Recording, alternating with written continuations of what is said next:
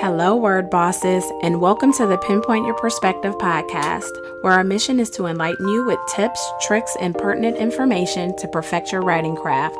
We will talk about all things writing and speak with writers of all genres and backgrounds. I'm Eryka Parker, author of Penpoint Your Perspective, Writer's Instructional Handbook, writing coach, ghostwriter, and editor at Lyrical Innovations. Let's get into it.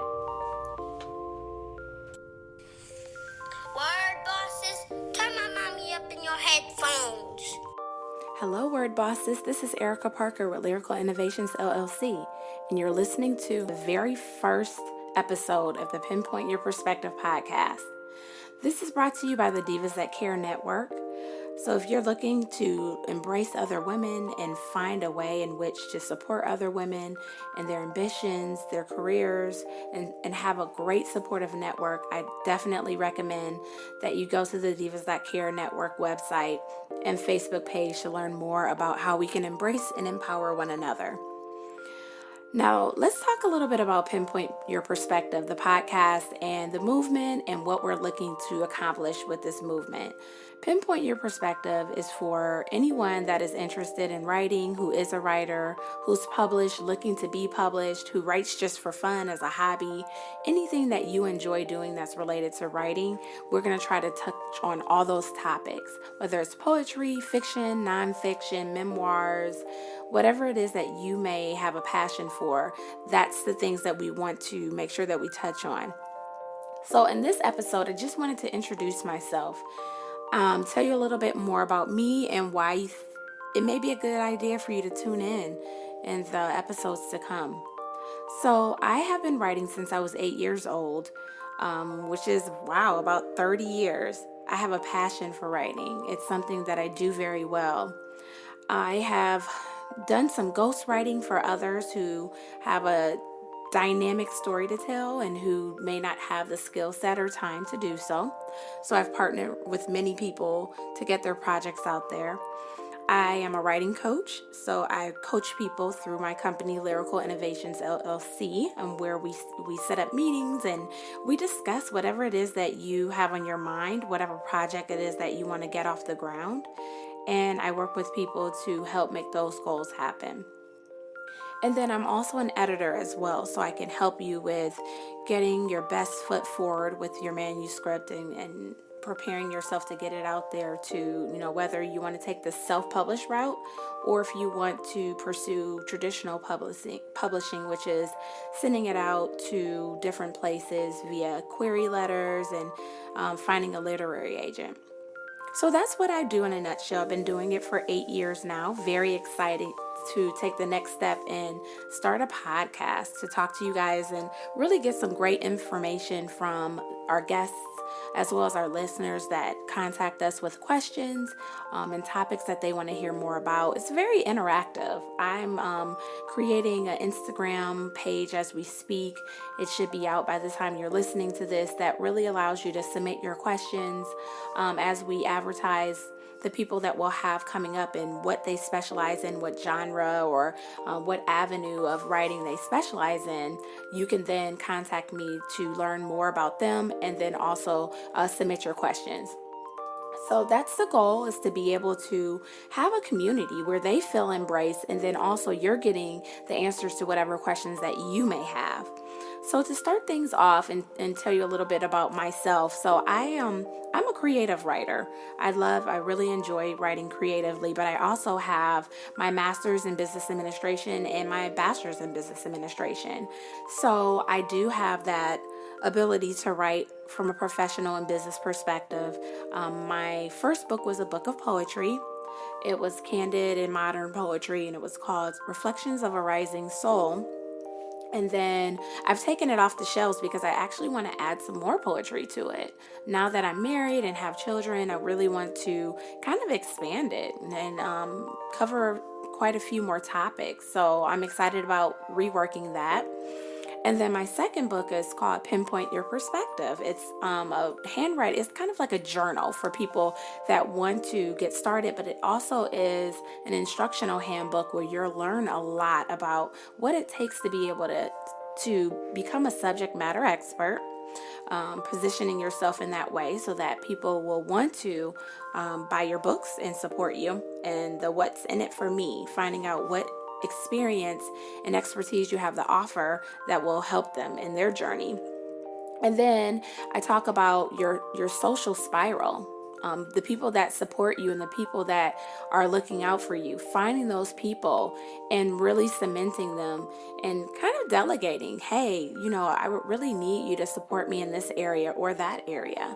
So being able to really cement that team and let them know the value that they bring to your everyday life is vital, because if they don't know the value, then they're not going to be able to carry out their role effectively. So lots of great things. There's some writing prompts in there, lots of great tips on when you may need to hire a ghostwriter or a writing coach if you're kind of getting stagnant and you're not able to really take that next step. We all want to, be able to do things ourselves, but sometimes just electing someone as an aid to help you through your journey can really, really help you with taking that next step. So definitely look out for, go into Amazon. It's available. It's on sale through Amazon.com, or you can also DM me, Lyrical Innovations LLC on Instagram, as well as on Facebook if you would like a copy, for me to sign a copy and send it out to you. Okay, what else? So, another thing you can know about me is that I definitely have a passion for helping people with getting published. So you can always write to me with whatever questions you have. I'm definitely going to get back to you and give you as many resources as I can. Like to definitely give out that information for free, because there's a lot of great information that I've gotten for free that I would love to pass on. So you don't have to be a client of mine to ask me questions or to kind of get that information from me. Please feel free to reach out and follow us on social media, Lyrical Innovations LLC. Okay, so the first thing that I want to touch on with you guys is just a couple of things. We're going to have some guests. We already have the guests podcasts recorded, so they're ready to be released in the next couple of weeks. I will release a new episode every single week. This is just an introductory episode of the podcast to kind of give you an idea of what to expect. But a couple of things that I wanted to touch on with you guys and kind of get your feedback. Feel free to, like I said, I'll have a post on social media that you can go and look up and comment there. But I want to know a little bit more about my listeners, what you're looking for, so I can make sure I provide that content that's going to help you. So let's talk about it. What are some of your obstacles? Are there any obstacles that you have kind of had in the past that you're looking to get some assistance with, or want to have that topic and put that out there to be able to speak on it? The first topic that I want to talk to you about is page fright. What is it, right? What is page fright? Like, you heard of stage fright, but then there's also page fright. So page fright is it's a term that is not only hilarious, but it can be very scary for people as well, because it is that inability to be able to get started on a project, or even to continue on in a project. And it's not necessarily writer's block. Writer's block is something totally different. Page fright is just when you're just like, you have the ideas in your mind, you know what you want to say, how you want to say it, but then when you sit down to actually get writing and get going, you just start thinking about other things and your mind just kind of takes off, and before you know it, you've wasted 20 minutes just sitting there daydreaming, or you've picked up your phone and started scrolling, and you're just flat out avoiding writing. I have a lot of clients, a lot of my writing coach clients are telling me that they're suffering with page fright. Oh my gosh, I don't know what to, I know what I want to say, but I just can't get it out there because I'm so insecure about what people are going to think about what I'm writing. Or I know exactly what I want to say and how I want to say it, but then when I write it, it sounds stupid. So I just delete it all or cross it off. And I don't know how to get that idea out there and really be able to effectively get my point across, right? So am I hitting on something for you? Because I have experienced this. I have literally 6 or 7 books written from the beginning to the end in my mind. It's either in my mind or it's in the notes section of my phone. And I'm so scared that I'm going to lose it and someone is going to write this out and become a bestseller because I have literally written like 14 pages on a notepad. And now when I come and I sit at my computer, I'm like, how do I get this out here, right? But if someone comes to me and says, hey, Eryka, I have this idea, blah, blah, blah, blah. I'm like, oh, we can do this and we can do that. And I sit down and I start writing and I literally cannot stop for someone else. But when it comes to your own project, right, it's like, oh my goodness, how am I going to get this out here? How are people going to perceive this? So these are some of my suggestions for when you have page fright, because I definitely experience it with my own personal projects. When I'm sitting down to say, okay, I really want to get this thriller written. How do I do this? I already have it written. I know exactly what's going to happen, but how do I start with that first word? What do I say? I always like to say that I like to go to my genre that I'm writing in. I want to read that genre every day. I don't want to write or read horror stories if I am writing a thriller. I don't want to read science fiction if I'm writing a romance. So one of my suggestions for you would be to, whatever genre it is that you're writing in currently, read in it. And I know that a lot of my clients, when I tell them that, they say, I don't want to be a copycat. I don't want to copy what someone else has written. And I understand that. So if that's your objection right now and you're thinking, oh, I don't know, I might, subconsciously take someone's stuff. Don't worry about that. That's not what you're going to do, because when you have your outline written, you are going to write your outline. You're going to know exactly what you want to say. That's the first step. And then you're just going to start reading blogs. You're going to start reading books. You're going to start following some of your favorite people in that genre on Instagram and seeing what they're posting. You're going to look for chapter samples. You're going to go on BookBub and look at their free offers that they have and download some free books in that genre. So those are the things that you're going to do in order to get your juices flowing. Don't worry about taking someone else's work. This is your work that you're going to be coming up with. So I wouldn't worry about that. The other thing is, I always like to take a walk. When I take a walk, sometimes I'll go to the park, I'll sit on the bench, and I'll just watch people. And then from their body language or how they're walking or how they're playing with their kids, I start writing.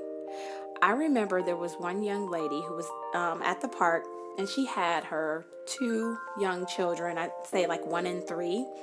And she was pushing one on like one of those little Tykes pusher car things, and then the other one's riding a bike. And she was on the phone, and she was laughing so hard. I mean, she was cracking up. And her 1-year-old was looking at her like, Mommy, what are you laughing at? But it was hilarious to watch her, and it actually made me laugh. And then I just started writing. And I ended up writing this whole story about what she was laughing about. She went on a bad date with this guy. It was a blind date.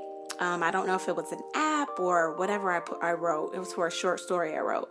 But she had met this guy, and they went on this date. And earlier in the day, she had tried this new, restaurant, and she ended up having some type of reaction to the food she ate there, but she really, really didn't want to cancel because this guy's profile picture was super hot. So she went on the date, and needless to say, it was a date that she'll never forget. She was in and out the bathroom, making up excuses as to why she was going back to the bathroom. And then the next day, she's cracking up telling her best friend about this date. And it was crazy because it tied into the story that I was actually working on a few months prior. And when I put it in there, the story that she came up with was so funny about how she was going back and forth to the bathroom. I think bathroom stories are some of the funniest stories you can have. I don't know to this day what that lady was talking about, but that's what my character was talking about in the park with her kids while she was talking to her best friend on the phone. But you never know, what kind of inspiration you can get just by watching people in the grocery store or wherever. Make up stories. You can even start, if you have children, make up stories with your children. Like, hey, I wonder what he's doing. What kind of day did he have today? It's really a great way for you to be able to kind of tune into their little imaginations, but also get ideas and jot them down and see if it might be a character in one of your upcoming books.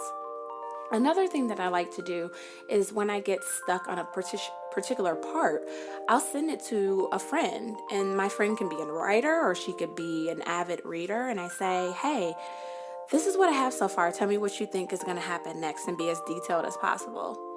And she gives me her feedback, and then I do the opposite. Even if it was what she said was especially if what she said was what I was planning on doing, I just rewrite it and do the opposite. And I don't, I don't do what she expects, because you want to always keep your readers surprised. You want to kind of hit them with that element of shock at some point, during the book. Normally we like to get, a little bit in there in the middle, but I always like to shock them from the beginning, or at least kind of hook them in that way. So those are some ways to kind of think about page right. Don't let it intimidate you. It's not something that is meant to, destroy you or to derail you from being a writer. It's just there to kind of keep things creative and fresh. Your mind is just thinking at 1,000,000 miles per minute. And you're thinking, I gotta put out my best. I gotta make sure everything I put out there is right. So embrace it, take a break, walk away, have a conversation, go to the park, people watch, do whatever you need to do, or read a book, and trust me, you'll thank me, because you'll come back refreshed, renewed, and ready to slay that novel, short story, poem, or whatever it is that you're working on.